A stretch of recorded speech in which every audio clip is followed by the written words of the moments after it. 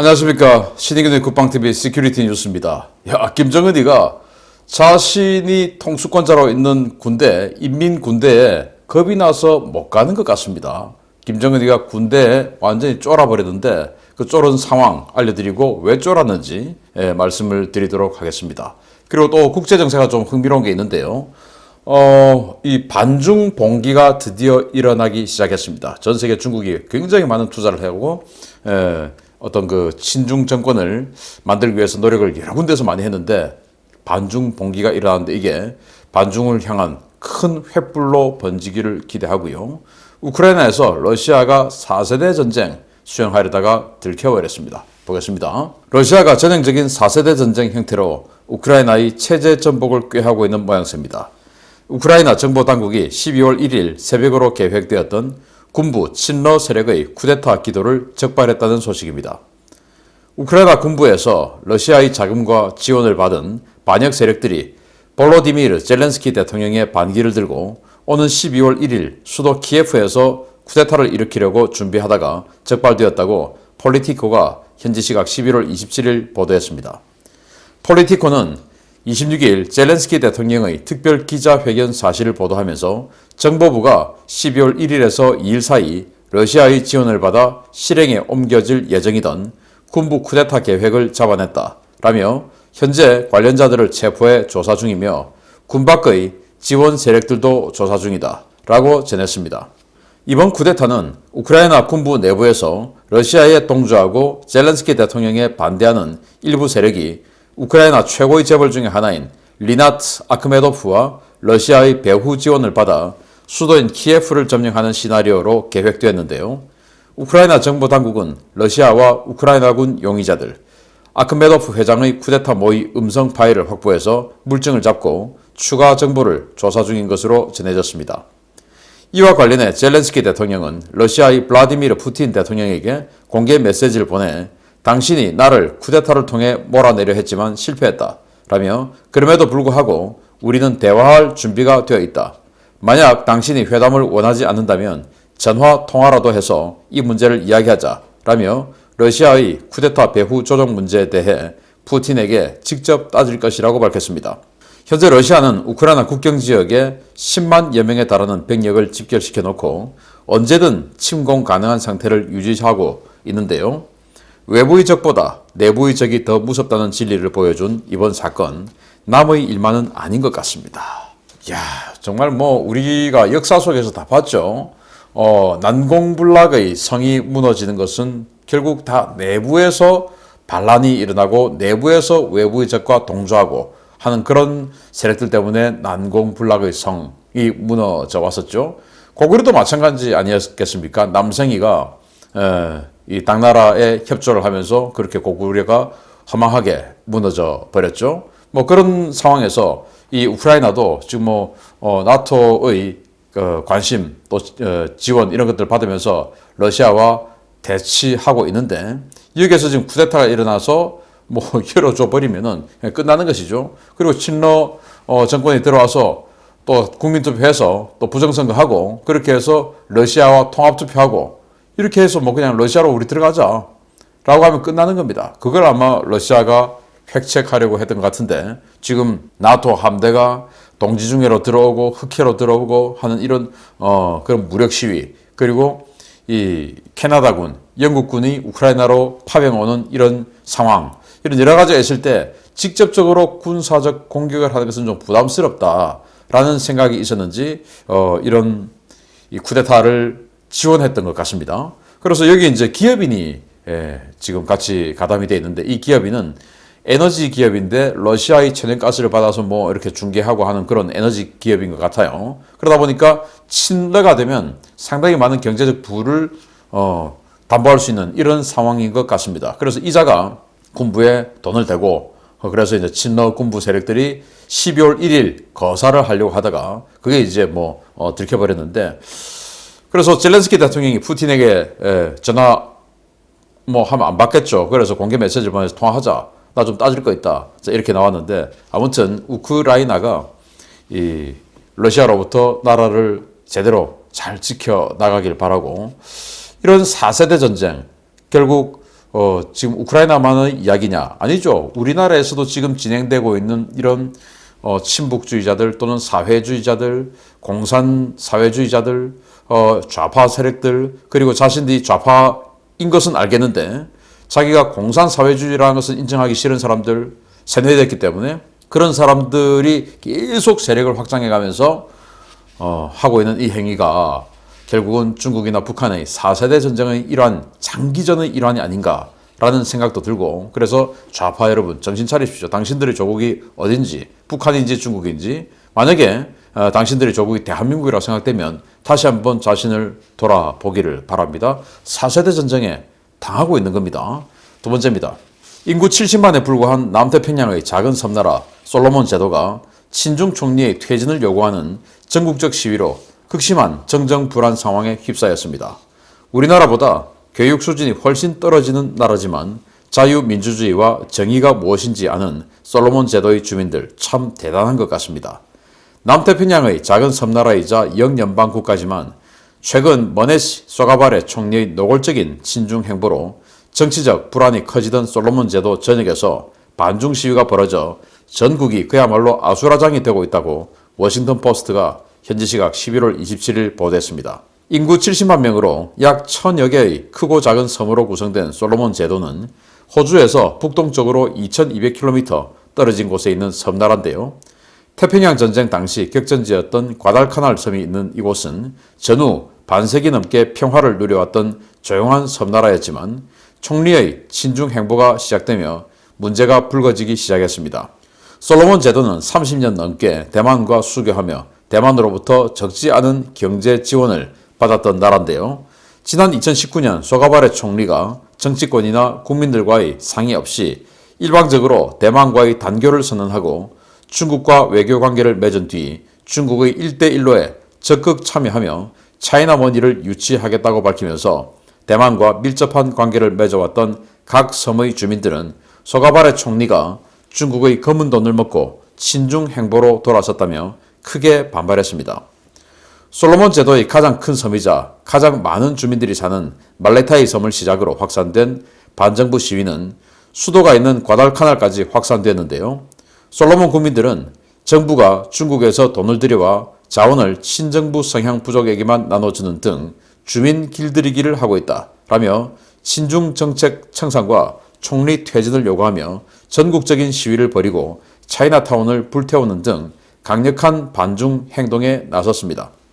이번 사태를 촉발한 소가바레 총리는 이번 사태는 굳이 지목할 필요도 없이 미국이나 대만 같은 나라들이 배후에서 폭력을 부추기고 있기 때문에 발생했다 라며 갈등의 원인은 그저 우리가 중국과 친해졌기 때문인데 대국과 좋은 관계를 맺고 지원을 받는 것이 무엇이 잘못됐느냐 라며 시위대를 비난했습니다. 현재 솔로몬 제도의 소요 사태는 호주와 뉴질랜드가 긴급하게 평화유지군을 파견해 주민들을 통제하면서 다소 소강 국면으로 접어들고 있는데요. 다수의 국민들이 반중 정책 청산과 친중 총리 퇴진을 강력하게 요구하고 있어서 소가바레 총리의 지위가 과연 얼마나 오래 갈지 지켜봐야 되겠습니다. 전국이 이렇게 그냥 박살이 나고 있습니다. 이 현재 현장 사진입니다. 인구 70만이니까 큰 나라는 아니죠. 이 호주 북쪽 그리고 인도네시아 여러 섬이 있죠. 큰 섬. 그 중에서 가장 오른쪽에 있는 섬은 파푸아 뉴기니하고 나누어서 하고 있지 않습니까? 그 파푸아 뉴기니에서 다시 동쪽. 거기가 이제 이 솔로몬 제도인데, 이 태평양 전쟁에서 과달카날 전투 굉장히 유명하죠. 그 과달카날이 바로 여기 수도입니다. 그리고 인구 70만 중에서 16만 명이 살고 있는 말레타이. 여기가 이제 가장 큰 또 인구가 많은 섬이고, 이 말레타이를 시작으로 이제 시위가 확산되고 있다라고 해요. 이 현재 이 총리가 아주 오랫동안 정치를 해왔던 사람이라고 하는데 낙선한 적도 있고 당선한 적도 있고 이렇게 엎치락 뒤치락 현재 이제 총리인데 19년도에 대만하고 오랫동안 관계를 맺어왔다가 대만하고 단교를 선언하고 이제 중국이야 이렇게 해서 중국과 수교를 맺고는 그때 중국에게 훌라기라고 하는 섬을 75년간 임대를 해주려고 비밀 계약을 체결했다가 이게 들켜가지고 반대로 이제 그 계약은 무산되고 그래서 중국에게 군사기지 하나를 이제 주려고 했던 겁니다. 섬이 천여 개 워낙 많으니까. 그러면 중국은 여기 군사기지가 생기면 어떻게 되냐? 호주의 북쪽을 통제하고 이 북쪽에 괌이 있으니까 괌과 호주를 중간에서 단절해버릴 수 있죠. 그래서 솔로몬 제도에 투자를 했던 것 같습니다. 그래서 이 총리가 계속 친중 행보를 보이니까 이래서는 안 된다 해서 이제 전국적인 봉기가 일어났는데 완전히 뭐 군대, 경찰력으로는 도저히 워낙 소수니까 군대 병력이나 경찰력이. 그래서 아비규환 속에서 인접해 있는 뉴질랜드와 호주에서 평화 유지군이 들어와서 지금 이제 진정을 시켰다고 해요. 그럼 호주나 뉴질랜드가 평화 유지군이 들어와서 진정시켜주면 고맙게 생각하고 말아야지. 호주, 대만, 미국을 지금 비난하고 있는 겁니다. 참 기가 차죠. 여기는 영연방 국가인데 영연방은 정말 영국이 참 대단한 게 전 세계적으로 영연방 국가가 52개 국가입니다. 이렇게 솔로몬 같은 아주 작은 나라도 있지만 큰 나라들도 있어요. 뭐 대표적으로 캐나다, 호주, 뉴질랜드 같은 유명한 뭐 선진국도 있지만 파키스탄, 인도, 스리랑카 여기도 다 영연방 국가예요. 뭐 대단한 인구를 가진 국가들 아니겠습니까? 그리고 말레이시아, 남아프리카 공화국, 나이지리아는 이 아프리카에서 가장 인구가 많은 국가죠. 그리고 뭐 케냐 이런 나라들 다 영연방 국가인데 총 52개 국가 대단합니다. 그 중에 하나인데 이렇게 영국이나 이런 데 반기를 들고 중국의 품으로 들어가려고 하다가 국민들이 봉기를 했습니다. 자, 이 우리보다 교육 수준이나 여건이 아주 낮아 보이는데 그럼에도 불구하고 정의가 무엇인지 알고 있는 이 국민들에게 우리가 오히려 배워야 되겠다라고 생각하고 정말 친중하려는 이런 좌파 인사들 정신 차리고 그들을 바라보는 그들에게 무작정 하트를 보내고 있는 국민들 제발 정신 차리기 바랍니다. 친중의 말로는 비참한 말로만이 기다리고 있다는 것을 우리 역사는 증명하고 있습니다. 마지막입니다. 올해 1월 8차 당대회에서 김정은의 군에 대한 통제 권한이 크게 축소됐다는 평가가 나오는 가운데 올해 김정은이 단 한 차례도 군부대를 방문하지 않은 것으로 드러났습니다. 갈 필요가 없었던 것인지 무서워서 가지 못한 것인지 그 배경에 관심이 쏠리고 있습니다. 올해 김정은의 공개 활동 가운데 군부대 방문이 크게 감소했으며 여러 차례의 미사일 발사 등 무력 도발 이벤트가 벌어졌음에도 김정은이 현장을 찾는 경우는 단 한 차례도 없었다고 통일부가 밝혔습니다. 통일부는 11월 26일 김정은 동향과 관련한 자료를 게재하고 올해 1월 1일부터 11월 말까지 김정은의 72회 공개 활동 가운데 군부대 시찰이나 군 훈련 참관은 단 한 차례도 없었다고 밝혔습니다. 북한은 지난 1월부터 11월까지 총 8차례에 걸쳐 단거리 탄도미사일과 수당미사일, 잠수함 발사 탄도미사일 등을 발사했는데요. 해당 미사일 도발에는 군부 실세인 당 중앙위 정치국 상무위원인 박정천이 현지 지도와 훈시를 남겼을 뿐 김정은의 참석은 단 한 차례도 없었습니다. 김정은은 지난해 북한 전역에 코로나가 확산되고 있다는 관측에도 불구하고 77차례의 공개 활동을 벌이고 그 가운데 36차례는 각종 미사일 발사와 무력 도발, 현지 지도에 할애할 만큼 군사적으로 광폭 행보를 보였는데요. 올해는 단 한 차례도 군부대 근처에도 가지 않아서 그 배경에 관심이 쏠리고 있습니다. 북한은 지난 1월 8차 당대회를 통해 군에 대한 군정권과 군령권을 집단 지도 기구인 당 중앙군사위원회에 집중하고 당규약 곳곳에 명시되어 있던 수령의 군대, 김씨 일가의 군대라는 문구를 삭제한 바 있는데요. 최근 북한군 곳곳에서 보이고 있는 이상 징후들은 김정은의 군 장악력에 문제가 생겼다는 분석에 점점 힘을 실어주고 있습니다. 놀랍지 않습니까? 지금까지 뭐 총 72회 공개활동했는데 군부대는 단 한 번도 안 갔다. 군 관련 행사는 딱 한 번 했어요. 지난 10월 11일 국방전람 했죠. 그때 개회식 연설. 그런데 거기는 군부대가 아니죠. 실제 군부대는 단 한 차례도 가지 않았다. 2012년, 2013년 이럴 때 뭐 정말 이 연평도 바로 앞에 있는 무도진지 이런 데까지 좌갑배 같은 걸 타고 오던 그때하고는 지금 많이 다르다라는 것이고 그러면 코로나 걸릴까 봐 그러나? 아니죠. 작년에도 코로나 창궐 했고 어쩌면 올해보다 작년이 처음이었기 때문에 코로나가 더 무서웠던 시절이었을 수도 있는데 그래도 77차례의 대외 활동 중에서 거의 절반 가까이인 36차례를 군부대를 갔습니다. 그런데 올해는 단 한 차례도 가지 않았다라고 하는 것은 여러 가지 측면이 있죠. 첫째, 군부대 가지 않아도 된다라는 것이고, 근데 그럴 리는 없죠. 병영국가라고 할 수 있는 북한이 이 군을 다독이지 않고 국가를 온전하게 통치할 수 있다. 이건 있을 수 없는 일입니다. 둘째, 군부대 가기가 부끄럽다. 이건 맞습니다. 부끄럽죠. 배급을 안 주는데 월급을 안 주면서 통제하고 억압하고 하는데 그게 뭐 좋을 리가 있습니까? 최고 경영자로서 종업원들에게 월급을 주지 않는데 그 종업원들에 가서 열심히 일하고 있으니까 열심히 더 해. 그리고 지금보다 더 해. 훈련 더 해. 일 더 해. 라고 할 수 있겠습니까? 못하죠. 그래서 이런 부분. 그런데 그게 이제 너무 도가 지나치니까 이제는 겁이 나서 못 간다. 3번. 이게 저는 정답이라고 생각합니다. 가면 맞아 죽을 것 같아서. 눈빛을 쳐다보기도 무서워서. 그리고 또 한번 가면 사실은 뭐 대형 사진 찍어주고 그리고는 뭐 은총도 주고 그리고 그 해당 부대에 금일봉도 전달하고 뭐 이렇게 혜택도 주고 해야 되는데 그럴 수 있는 능력이 전혀 없다. 이런 여러 가지가 복합이 된 것이고 그래서 제가 최근 데일리 디펜스나 여러 가지를 통해서 김정은의 호위 사령부가 완전히 갈갈이 찢어져서 김정은이 직접 통제할 수 있는 인원이 얼마 안 된다.